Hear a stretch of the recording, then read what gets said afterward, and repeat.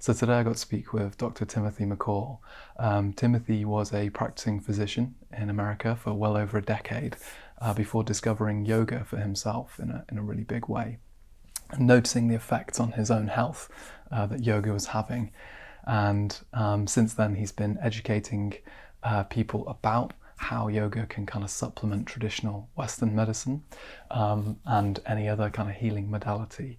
He's probably most famous in the yoga world for writing this book, Yoga as Medicine, which is almost like a textbook for yoga therapists to learn about how yoga can help different ailments. And he was also the medical editor for Yoga Journal for quite a number of years. So he's a super knowledgeable dude, and I really hope you enjoy listening to what he has to say.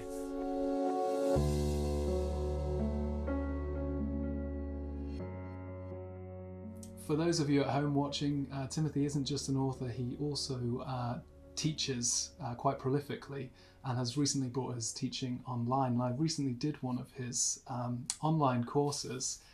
We're in lockdown, so that's what we're doing, lots of online courses. And Timothy, you introduced me to a concept I'd never heard of before, but I've not really been able to stop thinking about since, which is Tensegrity. Can you tell us a little bit about what is Tensegrity? Sure. Well, first of all, tensegrity is an invented word. It's, neologism. And it was popularized by Buckminster Fuller, who was the inventor of the geodesic dome. And the thing about geodesic domes is they're extremely interesting structures, structurally, because even though there isn't much in the way of raw material, sometimes not very thick aluminum struts, and then maybe some kind of canvas or acrylic covering or something like that. And yet these structures have withstood hurricanes and earthquakes. They might get moved, but they rarely get destroyed. And the secret of a tensegrity structure is that every part of the structure interacts with every other. If you push on the side of a geodesic dome, it doesn't just compress the local area, but rather that force is spread over the entire structure, which then makes that structure, which doesn't look that strong, be able to take tremendous force and yet not be destroyed. And another thing that's kind of crucial to this is that there is a natural pliability, a little bit of a give to the structure. If you were to take a geodesic dome and tighten it all up so that there wasn't any more give, it would no longer be a tensegrity structure. So, and I actually have, and I'll show you, this is a kid's toy, which is basically a tensegrity structure. And so what you see is there are these theoretically weight-bearing elements, these wooden dowels in here, and they're all kind of held by these elastic members or tensile members. And so basically what a tensegrity structure is a combination of compressive units and tensile units. And so now watch what happens when I push on one area of the dome of this thing. Can you see how the whole structure changed its shape? I remove the force and it springs right back to its natural shape. This is how I believe the body should be held in asana, in yoga, but also in life. And there are certain structures that kind of have natural tensegrity. A dome is one such structure. And it's quite interesting because we have, talking about breathing, which I know, which was the course you took with me, there's a dome at the bottom of each half of the diaphragm. There's a dome at the top. And really the whole body is full of domes. And partly, again, a dome, think about great cathedrals with massive domes. Again, there's very little raw material that goes into the dome, and yet somehow it has this enormous strength. An arch is the same thing.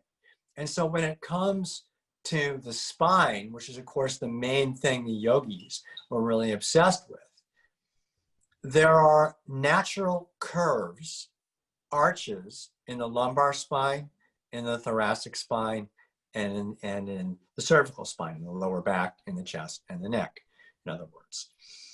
And when we do things that cause us to flatten those curves, they stop acting like tensegrity structures that distribute the forces and instead move into what I call a sack of potatoes alignment, where just one thing is piled on the other. Each one smushes the one beneath it, but there's no real distribution of forces in any effective way. And so a Roman arch, like in the ancient Roman bridges and aqueducts and things, these are natural tensegrity structures. If you were to increase the curve or decrease the curve, it becomes a sack of potatoes again. There are these unique alignments that provide tensegrity. And so I think what we're trying to do in yoga and in life is have our body maintain its normal tensegrity so that it can withstand the push and pull of everyday life. And then going back to this kid's toy, basically, these wooden struts, so to speak, none of them touch each other. And in the human body, in health, bones do not touch each other either. There's always squishy stuff, cartilage, other soft tissue between the bones. So they have these compressive units because bones, in fact, do bend when we use them a little bit. Some bones, like the ribs, bend a lot. Some bones, like the femur, less, but they still bend. Just like a granite column will also compress a little bit and change its shape, and that's actually essential. Because things that can't change their shape become very fragile and they're easily damaged. And so, one of the things I sometimes talk about with tensegrity is, think about someone doing, say, triangle pose. And they've got their arms really tense and their legs really tense and they're pulling all their muscles and everything's really tense. Sometimes I feel like I could walk up to these people and go like that and knock them over because the whole thing's so rigid. Now think then again of a martial artist doing a kick. And a martial artist would never kick with either leg being totally straight. There's a little bit of give in the knee, which allows it then to adjust to the forces. And if you make it stiff and you try to kick in this stiff way, you don't get any power. So that's what tensegrity is. And one of the best ways to think about it is to think of the difference between a wagon wheel, like an old-fashioned wooden wagon wheel, and a bicycle wheel. A wagon wheel is not a tensegrity structure. It's only as strong as whatever strut is up and whatever strut is down. They're taking all the other weight. The other struts in those moments aren't doing anything. Whereas in a bicycle wheel, which you've looked at the struts in the bicycle wheel, are these thin, aluminum wires essentially, but there's a give to a bicycle wheel. You hit a bump, it compresses and goes, and as long as it isn't bad enough, it returns to its original shape. And so I feel like a lot of the way we've been taught to do asana in yoga is to make our asana like wagon wheels. And what I'm trying to get people to do is to make their asana like bicycle wheels. Like a bicycle, yeah. Okay. Softer. And it turns out that the breath is the barometer of tensegrity. Whenever you lose tensegrity anywhere in your structure, it's reflected in the breath. And so then when you're trying to maintain good tensegrity if you've learned how to tune into the subtleties of your breath. Is it, for example, making it down to the pelvic floor? And of course, when we say breath in the pelvic floor, we're not literally talking about the breath. We're talking about the reflection of the breath through the myofascia and other tissue. Okay, so I mean, the breath theoretically can't extend beyond the lungs, in health again. But it's more like in that model where you're pulling on one bit and then another bit's moving. Right. And so, for example, when in normal healthy breathing, the pelvic floor broadens front to back and side to side with each inhalation, and narrows and the center lifts up with each exhalation. So broadening and actually lowering a little bit on the inhalation, narrowing and lifting from the center on the exhalation. And by the way, that's another dome. The pelvic bowl is an upside down dome, which turns out to be not easy to say. So the point is, lose your lumbar curve in the lower back, which almost everyone does when they sit in modern chairs, because modern chairs enforce crappy posture. Okay. There's no more reflection of the breath in the pelvic floor. That natural movement of the pelvic floor with the breathing is gone. And this, by the way, is a huge problem, particularly for women, older women with urinary incontinence, pelvic pain, sexual pain, these things. If you're not getting the reflection of the breath in the pelvic floor, often due to this poor alignment of the spine, then all those symptoms are much more likely to rear their heads. Thank you. That's really a really deep explanation of what tensegrity is and how it can apply to our yoga practice. So if I'm in a posture and I'm far too solid, or I'm jarring, or I'm locking, and then that's reflected in my breath, I'm going to experience that as shortened breath or frozen breath?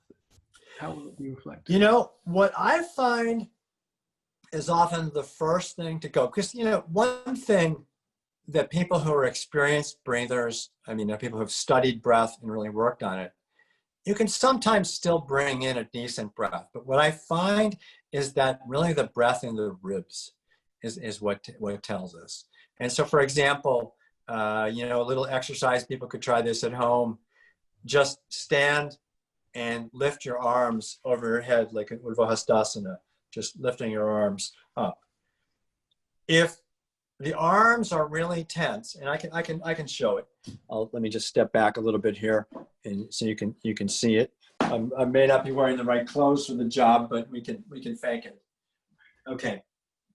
So the point is, I stand here in Tadasana mountain pose. I inhale, lift my arms up, and then I really try to ground my feet and extend my arms up. Elbows are locked, knees are kind of locked. And what I find is no breath comes in the lateral ribs. I still can get breath centrally, so I can breathe, but just this subtle unfolding of the breath through the rib cage is lost. And so that is often the first clue that I'll find. And I think, I can't remember if we did it in the workshop I taught with you, but I sometimes, in my vinyasa breath workshops, which is the style of yoga that I've been introducing, I'll have people do triangle pose and then compare the breathing when they lock the knee, the front knee, hit it all the way back, lift up strongly on the quadricep, as many of us were taught to do. What happens is the breath in the ribs goes away. And then as soon as you introduce just a slight bend in the front knee, the breath returns to the ribs. So that's what I mean. It's the barometer. And so if you learn to tune into the breath, it can tell you about tensegrity in the body. And again, the ease, the pliability, this is going to correlate with the risk of injury when you practice. This is going to correlate with, I'm about to teach you a workshop on osteoporosis. And so one of the things I'm thinking about is how do we prevent falls? And so if you're not walking around with your body rigid all the time, but instead have this little bit of bend, a little bit of give in the knees, then you're much better able to, catch your heel on the sidewalk and be able to right yourself as opposed to falling and fracturing a hip or something. Yeah. So it's about safety, and this is in the land of airy fairiness, but this is where we yogis go. It's also directly correlated in my experience with the flow of prana, and that when in Chinese medicine, they teach that qi gets stuck in the joints, and I believe the same thing is happening in yoga, and with this so much tension that people are holding in their joints, that they're actually blocking the flow of prana. They may have a pose that looks like it's supposed to look like on the cover of the book or the magazine, but sometimes I think we allow form, or our imagination about what form should be, trump function. And function is reflected in how well you can breathe, which then, of course, is correlated to the autonomic nervous system, and so many things. It's great that we've got so deep into breath there as well, so quickly. One thing that you mentioned as well on this course, and it was just a kind of throwaway comment, but I think it's really important. You said, and a lot of the people watching this channel will be aware of the kind of relationship between inhalation and sympathetic activation, and exhalation and parasympathetic. And you mentioned how there can be an over-focus in yoga of parasympathetic activation, as though that's like a goal. And I just wondered if you could talk a little bit about what you meant and how it kind of manifests. Well, the nervous system is something that's interested me for many, many years. And what I find in the yoga world is kind of this simplistic version of the nervous system, which is actually incredibly complicated and subtle and nuanced. And it kind of gets reduced to sympathetic is bad, you're stressed, sympathetic, and parasympathetic is good. Okay? And that yoga is about taking us from the sympathetic nervous system to the parasympathetic nervous system. First of all, Kapalabhati breathing, sun salutations, back bends, these are all strong stimuli of the sympathetic nervous system, the stress response. Okay? Now, it's definitely true that we live in a world where many people, in fact, do have too much sympathetic tone, and yoga's ability to improve that tone, or rather to heighten the parasympathetic tone, can indeed be therapeutic. But just as sympathetic overdrive is a sign of dysfunction, parasympathetic overdrive is also a sign of dysfunction. And it's often seen in people with very severe kind of tamasic depression, where they can barely do anything and move or get out of bed. That's often too much parasympathetic tone, too little in the way of stress hormones. Okay? What we're looking for is the happy medium. We want the sympathetic nervous system and the parasympathetic nervous system to work together in a coordinated fashion. And if you remember driving an old-fashioned manual transmission, where you kind of depress the clutch and you kind of lift it back up as you lower the accelerator, that there's this kind of dance. This is what the sympathetic and parasympathetic nervous systems do in health. The sympathetic nervous system kicks in when you need it. For example, when you want to get out of bed in the morning and you prefer that all the blood does not pool in your legs so that you stand up and fall over because you aren't getting any blood to your brain, that's not good. So when you're going to get up in the morning, first of all, even before you wake up, your body's already increasing cortisol secretion in the body. And then when you want to stand up, the sympathetic nervous system constricts the blood vessels in your legs, shunting more blood to the rest of the body, and then stopping that kind of passing out when you stand up from happening. So, the sympathetic nervous system, it's called the sympathetic nervous system because it's our friend. It's sympathetic, okay? And yeah, when it's out of control, just like if you have a friend who's out of control, it cannot be a good situation. But what we want is our balanced friend, not to abandon this friend or put all our focus on the parasympathetic nervous system, which again, fibromyalgia is another condition which is marked by too much parasympathetic tone. So I've just heard that misspoken.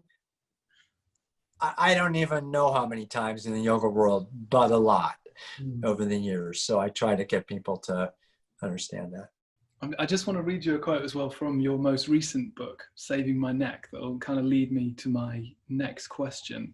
So this is the book, obviously, about your surviving throat cancer. And very towards the end of the book, this quote is, but the time I've spent on my daily asana and meditation practice has certainly benefited me during this trip. But my guess is that it's the breath work that's been most important and keeps getting deeper. And this is just, I think, just after just after you'd had that thought, then you ended up coming to the UK to speak at the all-party parliamentary group on yoga in healthcare. Right. And I guess my question is kind of twofold, really. Why is pranayama so important? And do you think that the world of healthcare and medicine, the Western world of it, will ever really be able to integrate it?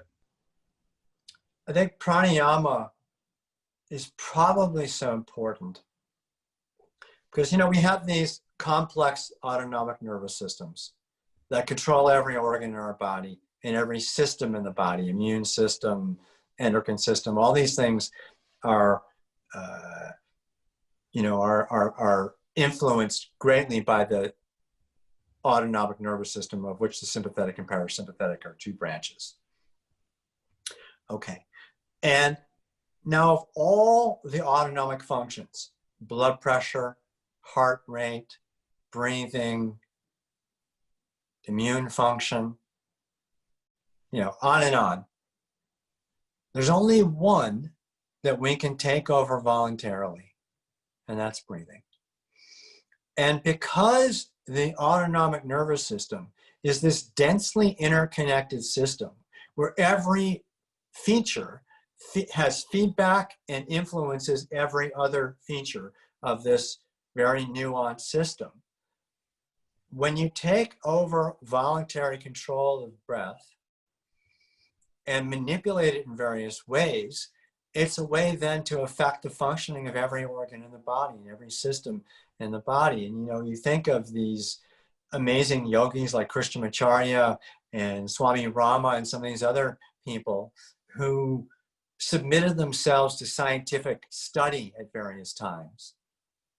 Swami Rama, for example, there are two main arteries that run in the hand. The radial artery runs on the thumb side, and the ulnar artery runs on the pinky side of the wrist. Sitting in an armchair in lotus pose at the Manager Institute, where he submitted himself for scientific investigation. This is a famous medical institute in Kansas in the United States. He was able to, without moving in any way that anyone could see anyway, he was able to close one of those arteries and open up the other one, create an 11-degree Fahrenheit temperature difference between the pinky side of his hand and the thumb side of his hand. And in the description by the researcher, who was a biofeedback researcher named Elmer Green, he said that one part of his hand looked ashen gray and the other was rosy red, like a baby who had just been crying. And so so most of us do not have control over whether or not our blood vessels are constricted or not. That's something that's normally automatic and outside of our conscious awareness.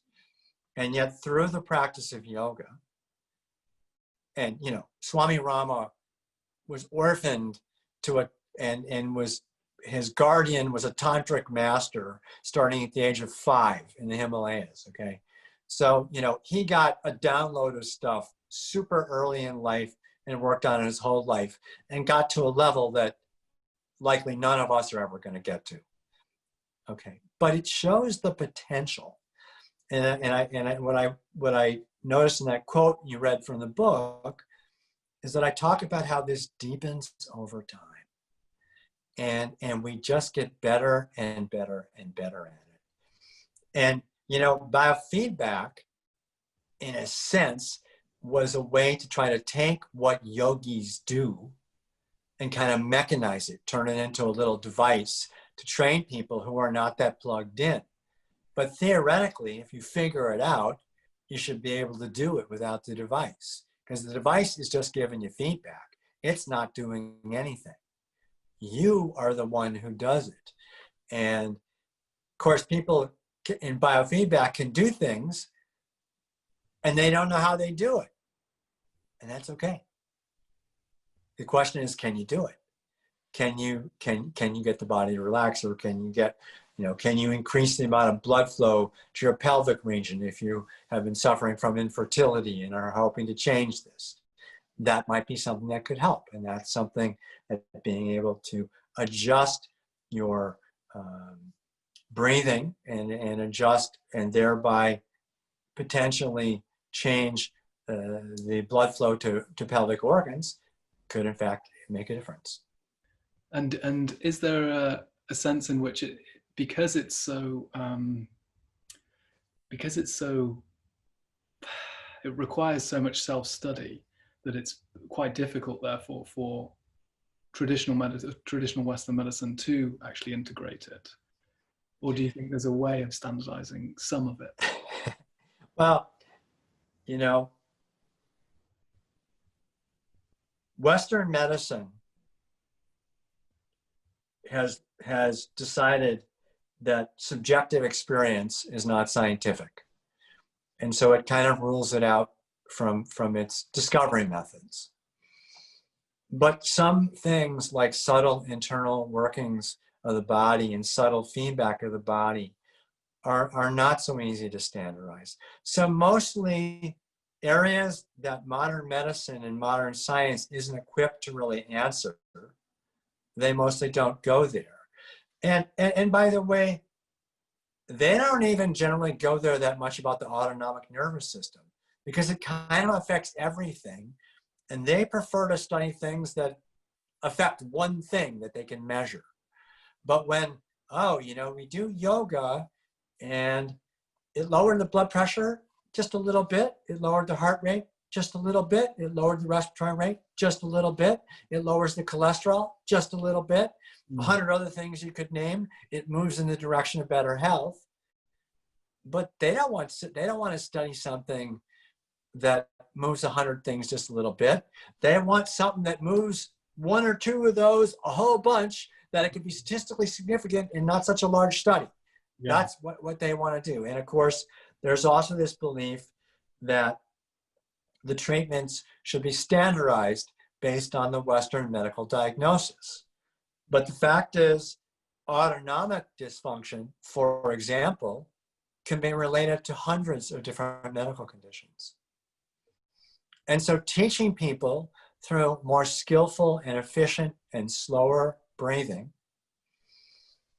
to change their autonomic nervous system can potentially affect a whole raft of different symptoms and conditions.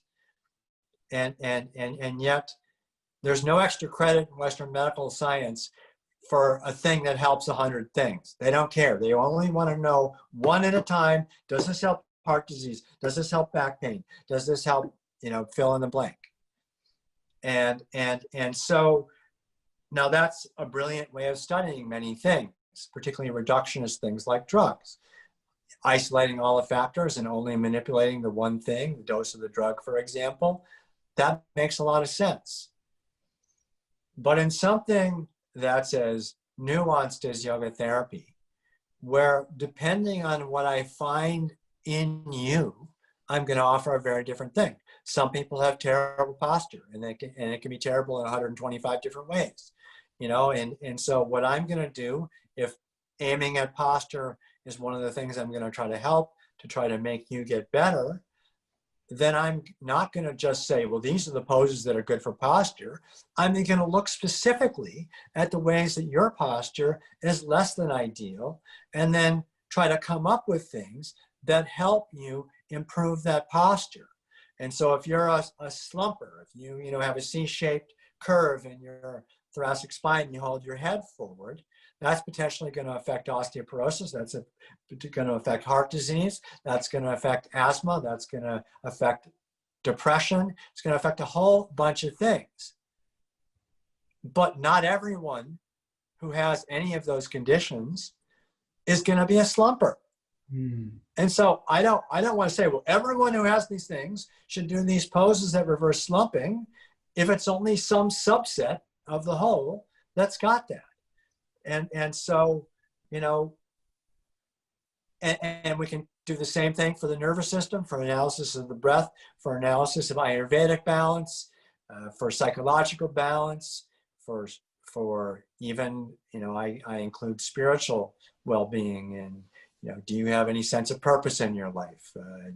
Are you in any way connected to something that's bigger than yourself? Things that are kind of spiritual things. Any of these things in any combination can potentially lead someone toward ill health, and improving these factors could help lead them toward better health. And the thing is, it's never one size fits all. It's always based on the particulars. And not only do the particulars change from person to person, they can change in the same person over time.